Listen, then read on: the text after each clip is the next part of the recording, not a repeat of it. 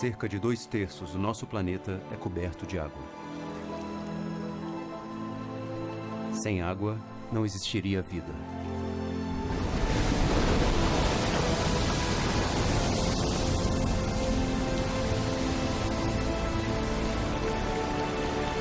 Essa é a história de sua jornada.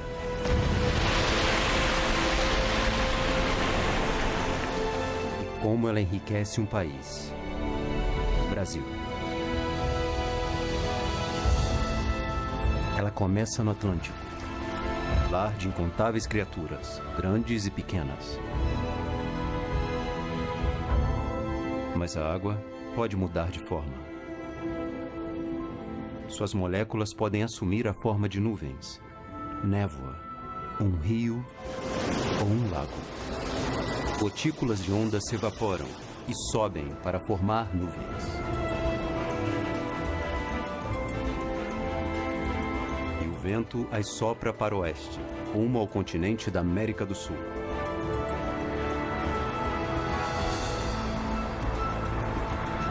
O litoral do Brasil. E mais longe, até seu coração.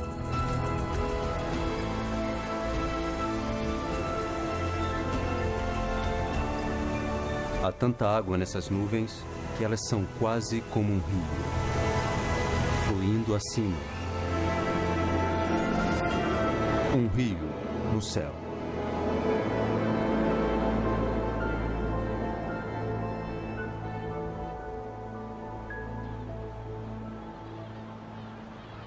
Nossas nuvens viajam para o oeste, acima do Atlântico, até se encontrarem com pequenas ilhas rochosas no litoral do Brasil. Elas empurram o ar quente para cima, onde ele se resfria, condensa e forma chuva.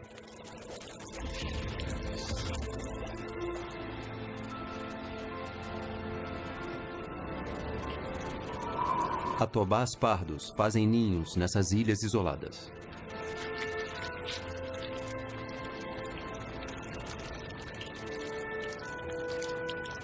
A chuva fria rapidamente arrepia o filhote nu. Sua mãe parece não se mover, indiferente ao perigo, ou incapaz de reconhecê-lo.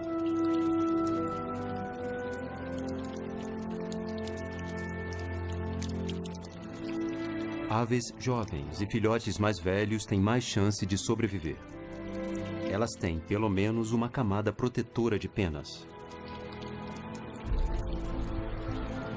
Finalmente, as nuvens se movem das ilhas encharcadas de chuva. Empurradas por ventos ocidentais, elas viajam rumo ao continente. No caminho, elas sugam mais água do mar.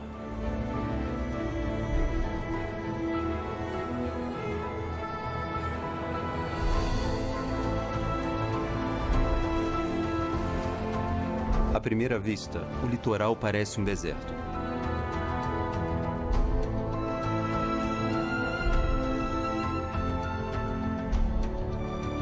Mas há vida aqui. E um tatu começa a cavar um novo lar.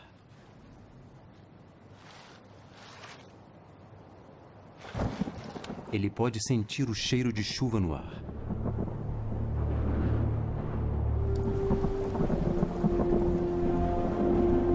As nossas nuvens chegaram do Atlântico. A paisagem está transformada.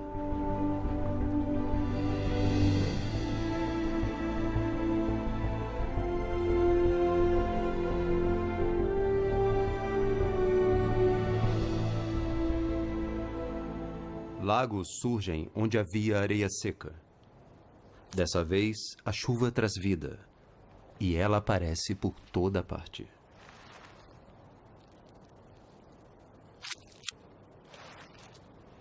Estranhas criaturas saltam da areia, onde passaram meses esperando nossas nuvens.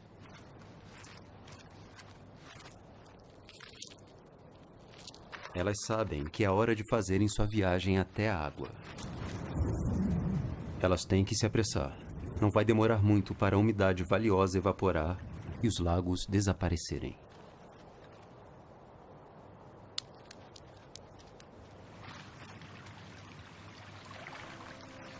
As tartarugas e rãs alcançam a água. Aqui, elas se juntam a cardumes de peixes, em lagos que não existiam alguns dias atrás. Algumas espécies migram de rios próximos. Outras permanecem adormecidas na areia, emergindo quando a chuva retorna. Os animais dessas estranhas dunas costeiras têm pouco tempo para reproduzir, antes que a água evapore novamente de volta às nuvens. E o ar, pesado com a umidade, se move para o interior. Nossas gotas de água estão indo para o oeste, para a maior floresta tropical da Terra. A floresta amazônica cobre mais de 5 milhões de quilômetros quadrados. E ela é essencial para o rio no céu.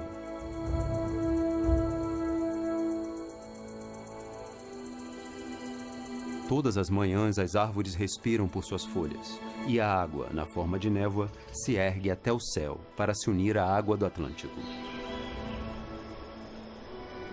É o sol tropical que dirige essa respiração e fornece a energia para as árvores crescerem, para produzirem folhas, flores e frutos.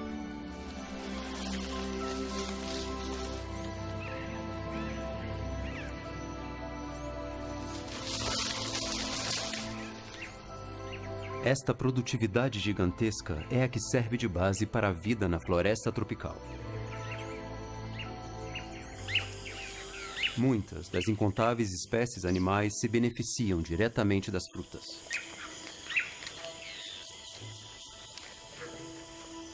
Outras lucram de um modo mais indireto. Mas toda a vida aqui é definitivamente dependente das árvores e da água que as alimenta.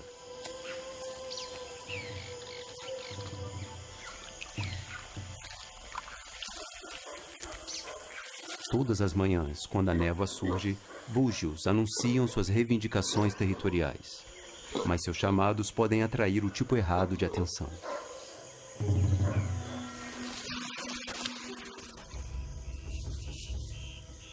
A águia-árpia é a ave de rapina mais poderosa do mundo e uma caçadora habilidosa na copa das árvores.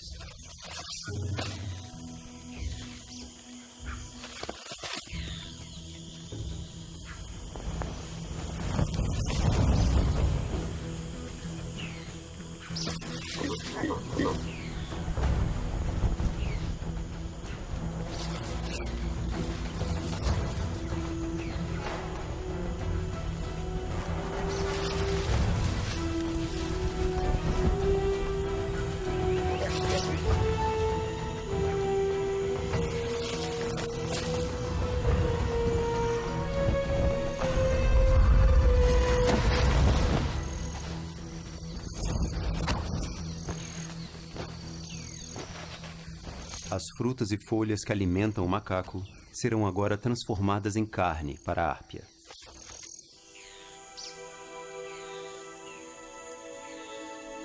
Água e luz do sol abastecem o crescimento da exuberante vegetação.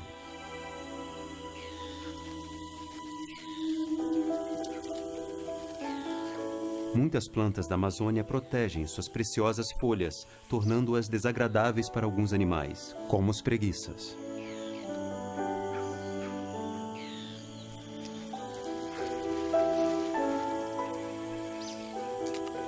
A mãe preguiça usa o faro para encontrar as folhas comestíveis. E o bebê aprende com a mãe.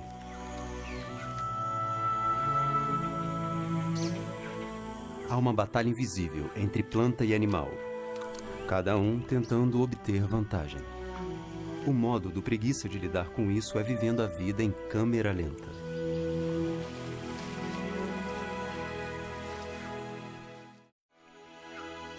Há outros habitantes da floresta amazônica que não comem as folhas intragáveis. Ao invés disso, formigas cortadeiras as levam para processamento.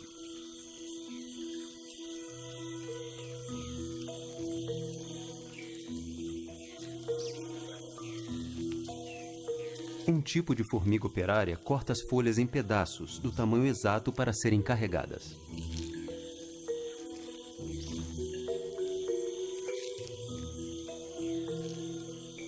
Suas presas poderosas vibram 1000 vezes por segundo enquanto elas cortam as folhas.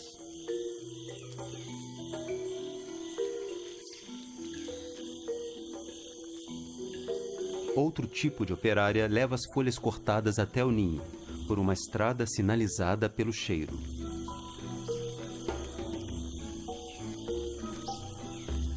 As formigas levam as folhas para câmaras, onde outro tipo de operária mastiga os fragmentos da folha. Todo esse esforço altamente organizado é para criar um fungo especial. E é isso, e não as folhas, que se torna comida para a colônia inteira.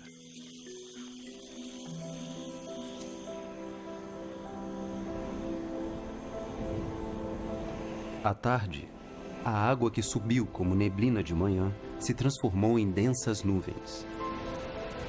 Agora, ela retorna à floresta como chuva. Gota a gota.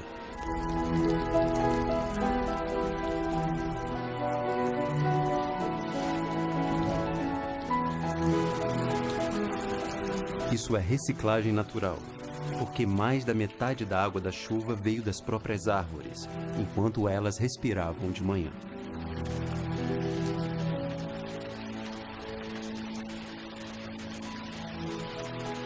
A chuva diária não é surpresa para a árpia e seu filhote.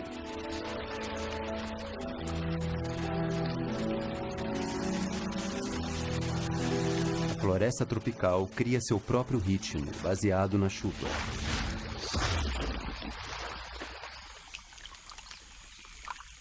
Uma fêmea de rã da flecha venenosa depositou seus ovos nas folhas molhadas há alguns dias. O macho está vigiando os ovos. Assim que os girinos chocam, eles são levados, um a um, sobre os ombros.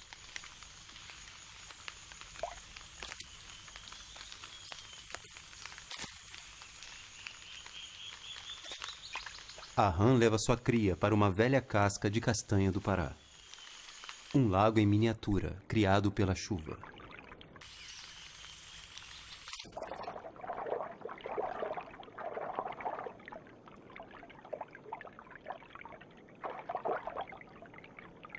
O girino fica a salvo em seu berçário particular, até que 3 meses depois ele emerge como uma rã adulta.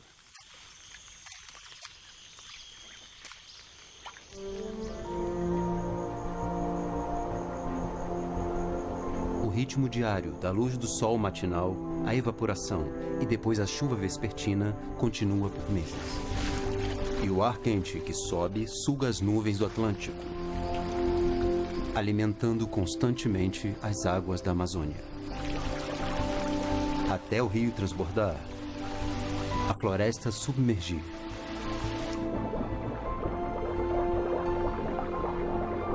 E se tornar um mundo aquático.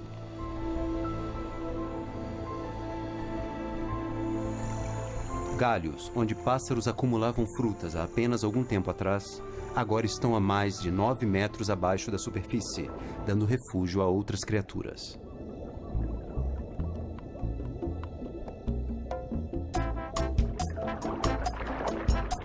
Botos cor-de-rosa movem-se pela floresta para caçar entre as árvores.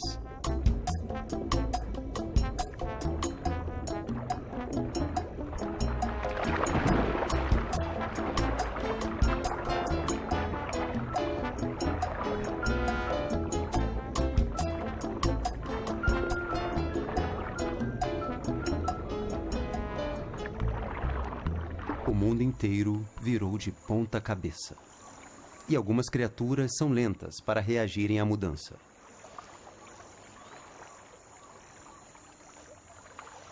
Mesmo nas cheias, o preguiça precisa fazer o seu caminho de árvore em árvore, se quiser farejar folhas suficientes para comer. E a mãe precisa manter a cabeça do bebê acima da água.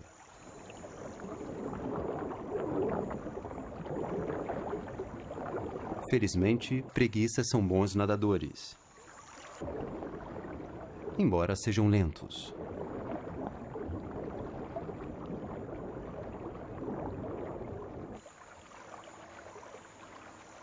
A mãe e seu bebê rapidamente ficam encharcados.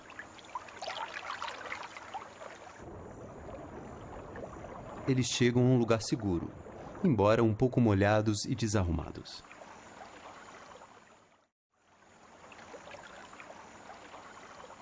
A floresta amazônica permanece cheia por meses, e plantas e animais têm que se adaptar às novas condições.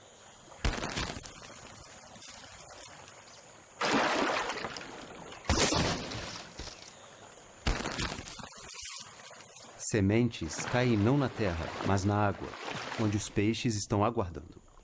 O tambaqui nada pela floresta, se deleitando de frutas e sementes.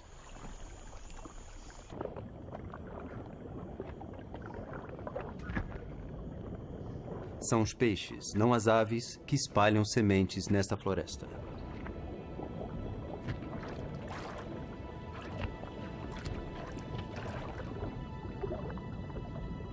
Dia após dia, a floresta tropical amazônica continua a exalar névoa e alimentar as nuvens, em uma escala que é difícil de compreender.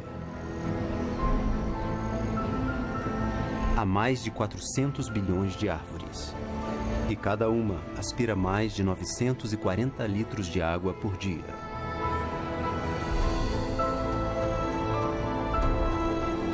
Estima-se que 20 bilhões de toneladas de água flutuem acima da Amazônia todos os dias. E logo essa água vai começar a fluir.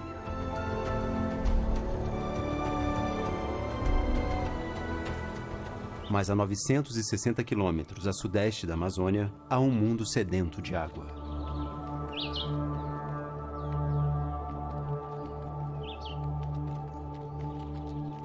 O rio no céu passa longe daqui. Essa é a Caatinga. A natureza aqui deve resistir a anos de seca.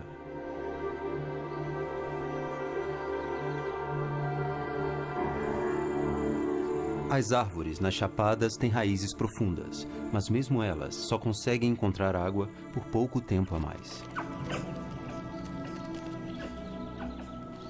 Os macacos pregos são sobreviventes.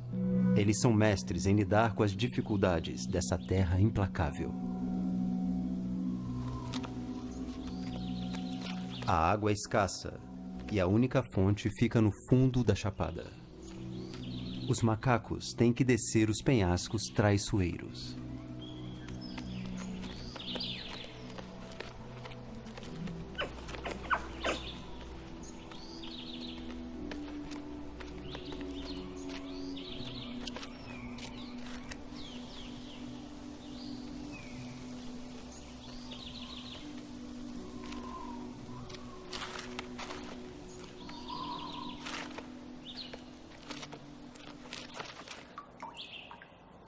Cada gota de água é preciosa.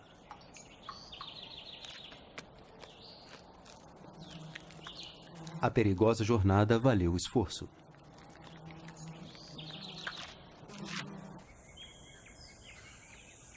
Os macacos prego dividem seu mundo árduo com os mocós. Eles só são encontrados na Caatinga.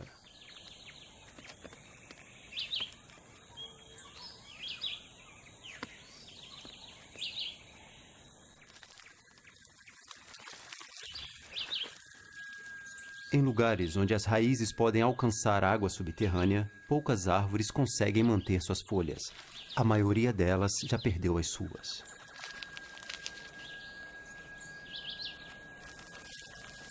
Os mocós são animais resistentes. E em secas extremas, eles se sustentam mastigando casca de árvore. Na Caatinga, os animais encontraram muitas formas diferentes de superar o calor e a falta d'água. Os macacos prego contam com dendê, que são uma rica fonte de alimento. Mas eles ainda precisam quebrar a dura casca para obter sua recompensa.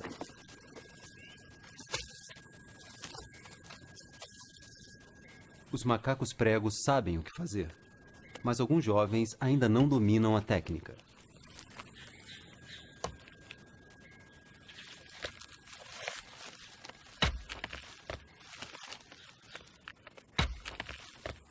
e a muitas lições dolorosas.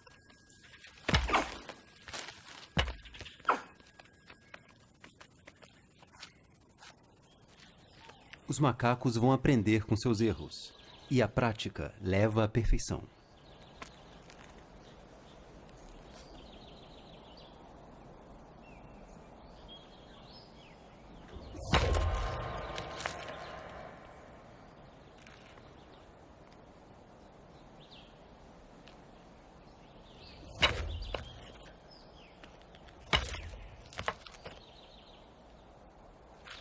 Às vezes, várias tentativas são necessárias, até a casca ser quebrada.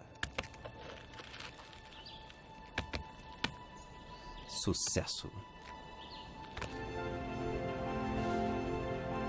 Depois de uma era de sofrimento, há esperança no horizonte. Um som invade a terra. Som que não é ouvido há um longo tempo. Chuva caindo nas rochas quentes.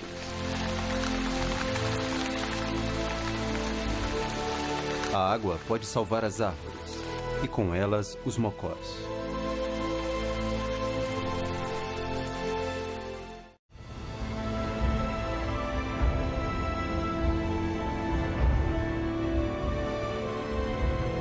A floresta tropical amazônica continua a bombear bilhões de toneladas de água na atmosfera. Então, algo muito significativo acontece. O vento começa a soprar para o sul. As nuvens, carregadas de umidade, seguem seu caminho rumo ao seco interior do Brasil.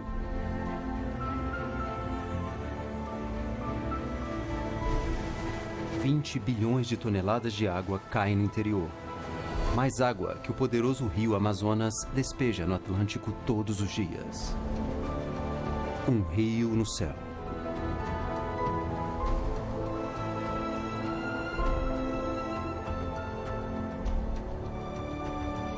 As plantas e animais da Campina, o Cerrado, esperavam as chuvas há meses.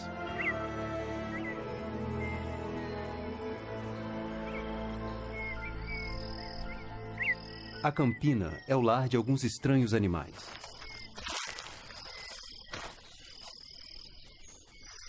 E um dos mais estranhos é o tamanduá-bandeira.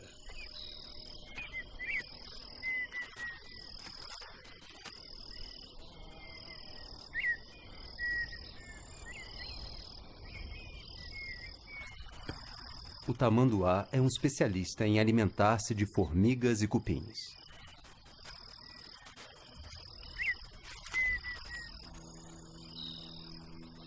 As paredes duras das estruturas protegem as colônias de insetos da maioria dos invasores. Mas não do tamanduá.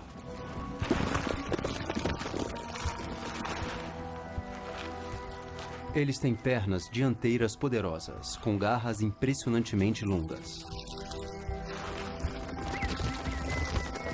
Nenhuma colônia de cupins pode resistir a tal ataque.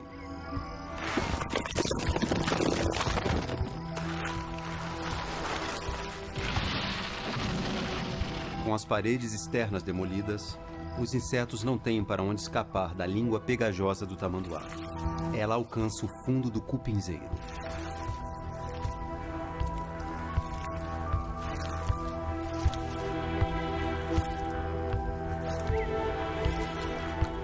Um tamanduá come até 30 mil cupins por dia, mas não só de um cupinzeiro. Soldados bem armados atacam intrusos, não importa o tamanho. Quando os agressivos cupins mordem a língua do tamanduá, então é hora de ir embora.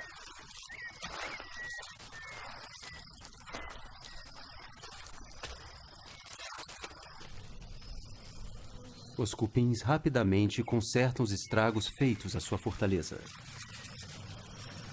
Eles não descansam até que sua estrutura esteja segura novamente.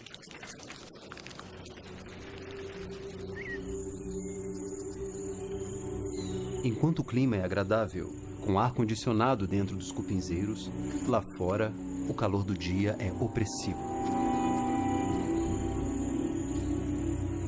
Enquanto o rio no céu se aproxima, o céu acima da savana fica cada vez mais nublado. O primeiro sinal das temperaturas mais frias que virão. Nuvens altas se formam à noite, mas primeiro trazem apenas trovões. Uma mãe tamanduá espera uma trégua, mas isso não é provável, com o trovão e seu filho agitado.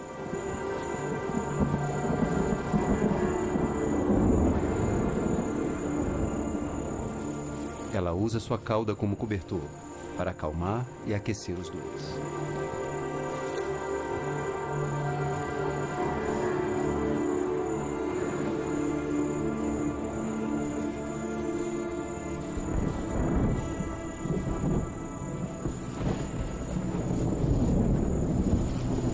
Enquanto a mãe quer descansar, seu bebê deseja brincar.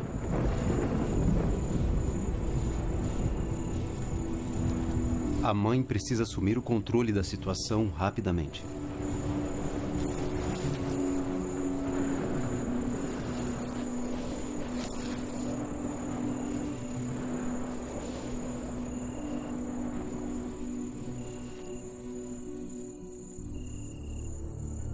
De manhã, não há sinal de nuvens de chuva.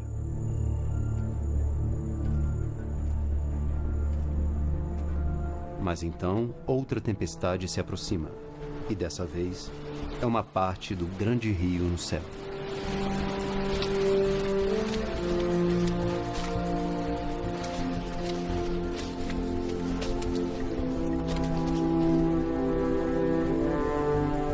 É a água que foi sugada do Oceano Atlântico e depois reciclada várias e várias vezes na Amazônia. Agora ela cai como a chuva, por semanas sem fim, do cerrado.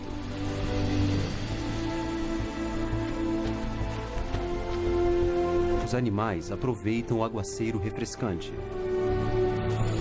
Bom, talvez nem todos os animais. Para alguns, é hora de dar uma pausa. Para outros, as chuvas trazem uma chance que só vem uma vez por ano. Reis e rainhas cupins sobem ao céu quando começa a estação das chuvas. Eles precisam da chuva para amolecer o solo, para que eles possam começar a construir uma nova colônia.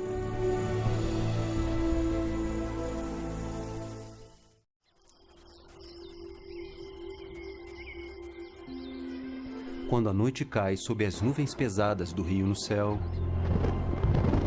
um misterioso show de luzes começa no Cerrado brasileiro. A luz vem das larvas dos besouros carbuncos, que vivem nas paredes dos cupinzeiros.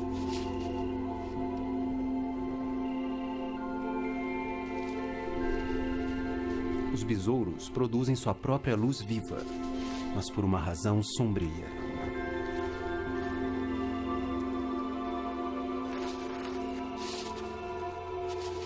Eles usam o seu espetáculo próprio para seduzir insetos.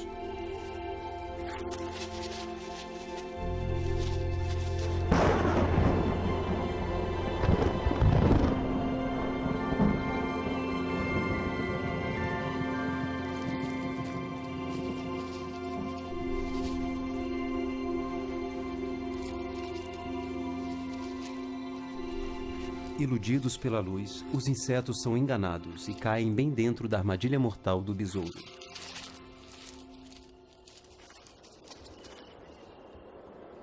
Sob a capa da noite, nossa água se transforma de água em neblina. Então, com o calor do sol da manhã, volta a ser nuvem. O ar ascendente e úmido se soma ao rio no céu. Ele continua sempre para o sul, levando água reciclada da Amazônia e do Atlântico. A Serra da Bodoquena obriga as nuvens a subir, fazendo com que a chuva caia novamente.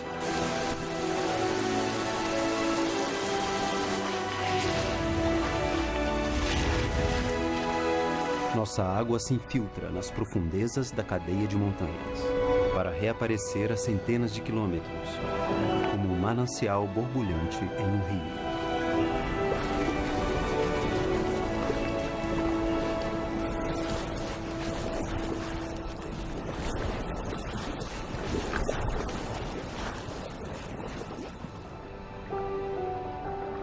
Esses rios de mananciais são um paraíso para muitas espécies de peixes. O piraputanga olha para cima, em busca de frutas para beliscar nos galhos.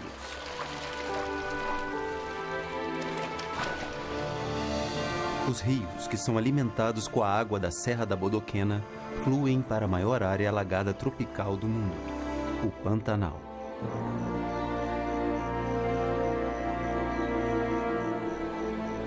O Pantanal é um labirinto de lagos e rios. Todos os anos, a região enche e depois seca. Animais que vivem aqui devem se adaptar à constante mudança.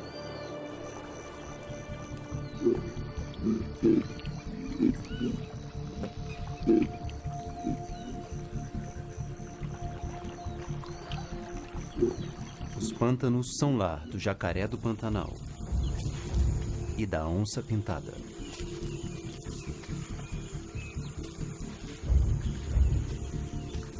Os dois são predadores, o que devia fazer deles adversários.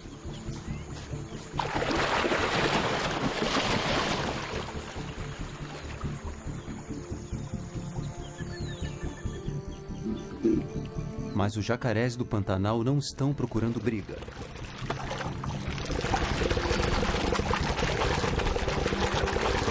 Estão procurando companheiros.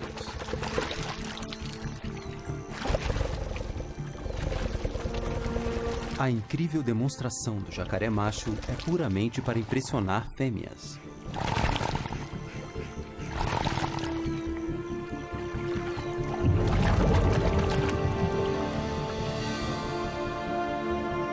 O Pantanal é vasto, 10 vezes o tamanho dos Everglades, na Flórida. E por toda parte, a água é a característica definitiva. Nesse labirinto de lagos, rios e ilhas, as vidas dos animais são ditadas pela subida e descida da água.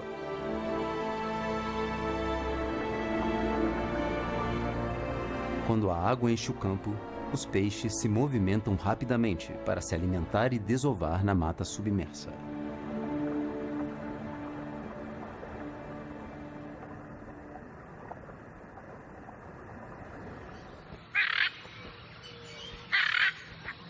Araras azuis grandes, os maiores papagaios do mundo, também se reproduzem no ritmo da água.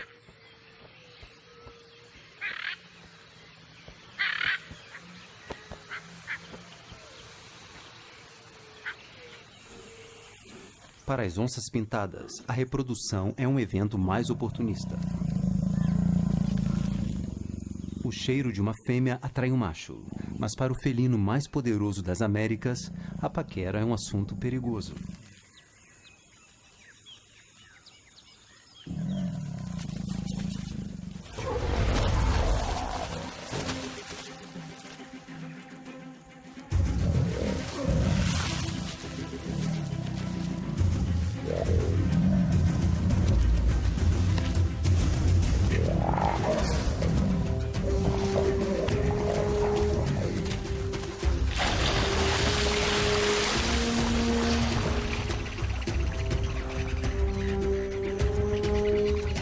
Enquanto as araras expressam sua afeição, que dura uma vida inteira, jacarés e onças tentam impressionar com demonstrações de força.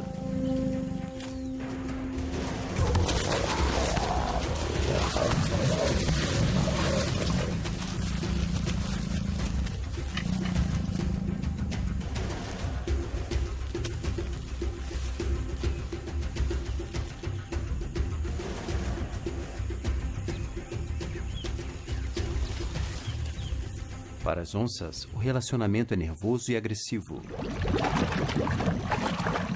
Mas para os jacarés, o acasalamento é surpreendentemente gentil.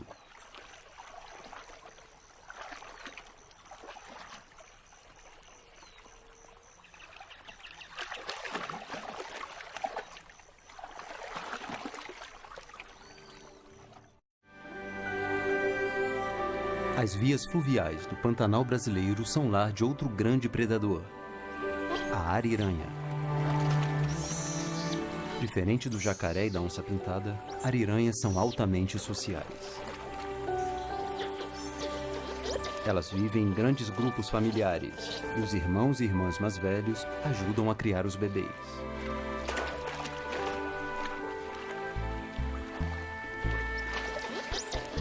As ariranhas adultas são excepcionais nadadoras, mas os bebês têm que aprender essa habilidade essencial e, a princípio, nem todos levam jeito.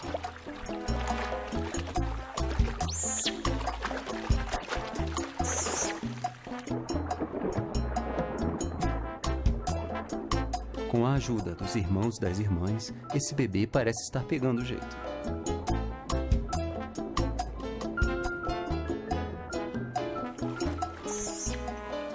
Bom, talvez nem tanto ainda.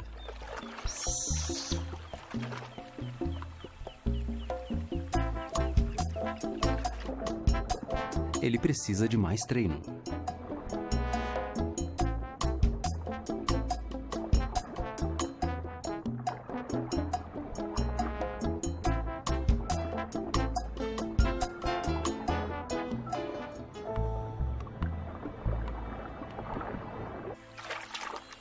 Vai ser preciso estudar mais antes dessa pequena ariranha ser um verdadeiro bebê aquático.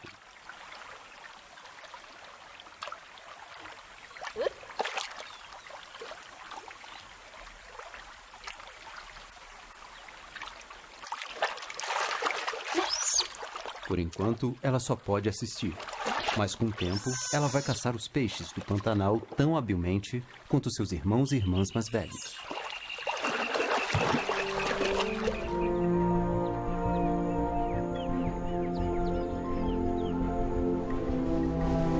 O céu está agora longe da Amazônia. No caminho, ele alimentou o cerrado e enriqueceu o Pantanal. Agora, o grande rio se volta para o leste, na direção das montanhas litorâneas.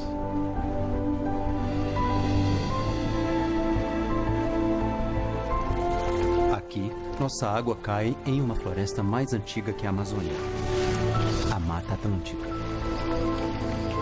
A chuva cria poças, que transbordam em incontáveis riachos.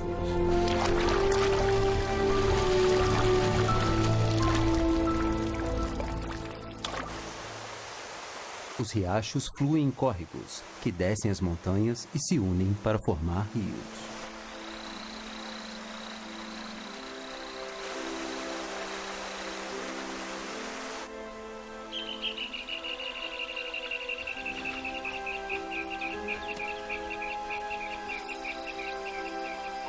Eles são os afluentes de um grande rio, que cria uma das maravilhas do mundo.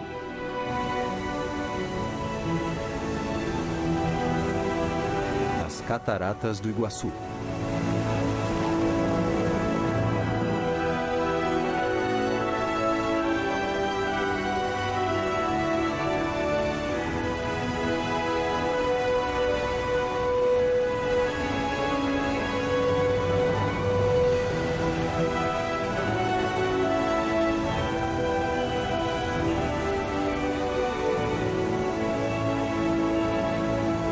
A água vinda de 56 milhões de quilômetros quadrados força seu caminho pelas cataratas e deságua 1 milhão de litros por segundo.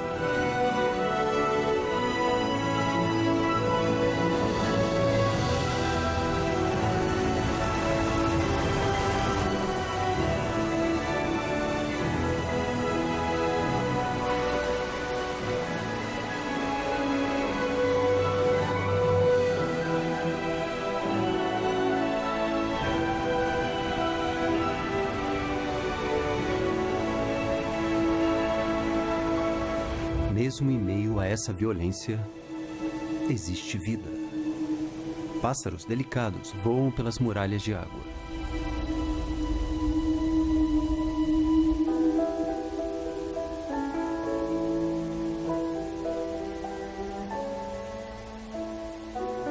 Andorinhões velhos são especialistas em cataratas.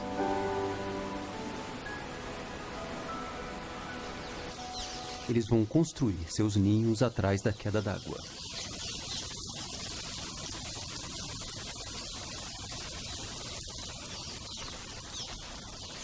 Parece não haver falta de espaço, mas os pássaros ainda lutam furiosamente.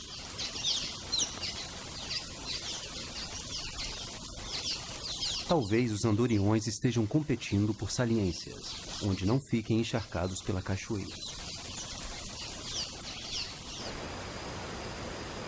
O borrifo constante do Iguaçu significa que a floresta perto está sempre úmida, um local de caça ideal para coatis.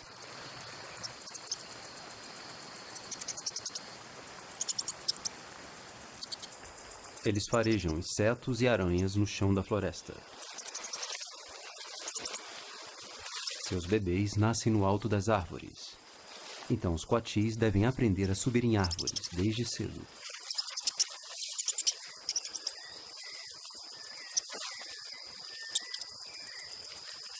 As mães mantêm todos os jovens juntos, como um grupo.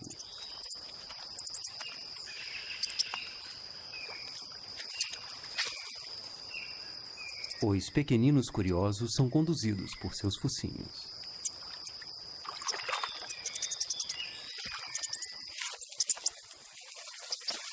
As mães dividem os deveres de criar os jovens e até de amamentar os bebês umas com as outras. Uma verdadeira irmandade.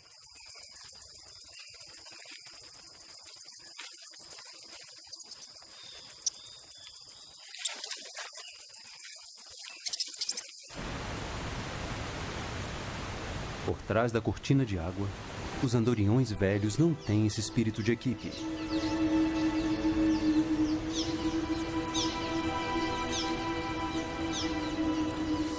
Eles preferem trabalhar sozinhos quando se trata de construir os ninhos com musgo macio.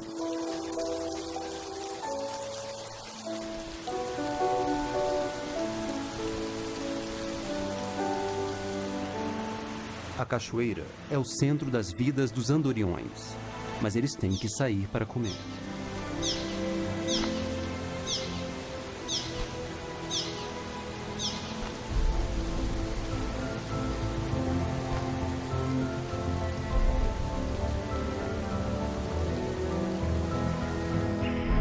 Eles são caçadores dos céus e passam grande parte do dia voando, pegando insetos acima do rio Iguaçu.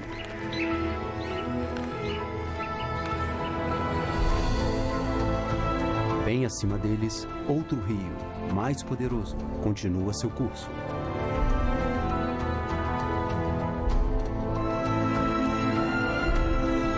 O rio no céu, alimentado pelo Atlântico e pela floresta amazônica, trouxe vida às grandes paisagens naturais do Brasil.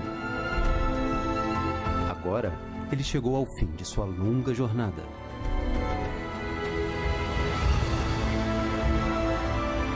Seu caminho o leva de volta ao longo da costa, ao Atlântico, onde tudo começou e onde o grande ciclo da água tem um novo início.